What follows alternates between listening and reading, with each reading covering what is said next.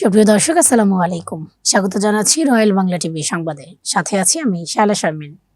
Rural journalist foundation RJF Narail জেলা শাখার পূর্বের কমিটির মেয়াদ শেষ হওয়ায় নতুন কমিটি গঠন করা হয়েছে।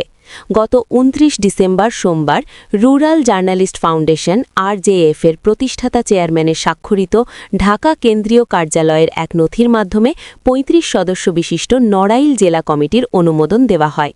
এতে কেন্দ্রীয় সিনিয়র যুগ্ম মহাসচিব মোহাম্মদ সাজ্জাদ আলম খান সজলকে সভাপতি এবং দৈনিক ভোরের পাতার নড়াইল জেলা প্রতিনিধি স্বপন কুমার দাসকে সাধারণ সম্পাদক হিসেবে মনোনীত করা হয়।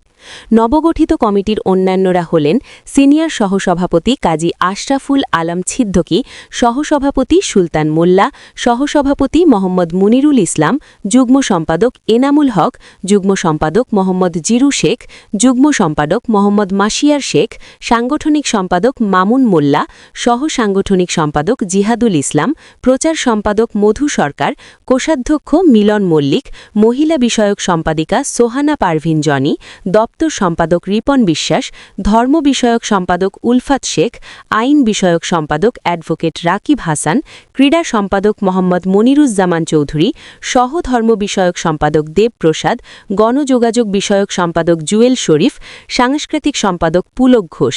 এছাড়া নির্বাহী সদস্য হিসেবে রয়েছেন উজ্জ্বল খান, মোহাম্মদ মোস্তফা কামাল, গোলাম মোর্শেদ শেখ, অশোক কুণ্ডু, আব্দুল কাদের, মোহাম্মদ তানজিল হোসেন, মোহাম্মদ মফিজুর রহমান, খান সাবু মিয়া, ডাক্তার আকিনুর রহমান, মোহাম্মদ বাবুর আলী, মোহাম্মদ রাসেল মোল্লা, সৈয়দ ওহিদুর রহমান মুকুল, জুয়েল জামাদ্দার, শেখ মোহাম্মদ ইমাম হায়দার, মোহাম্মদ ইলিয়াস শেখ প্রমুখ। নবগঠিত কমিটির নেতৃবৃন্দ সংগঠনের কার্যক্রম আরও গতিশীল করতে ঐক্যবদ্ধভাবে কাজ করার প্রত্যয় ব্যক্ত করেন।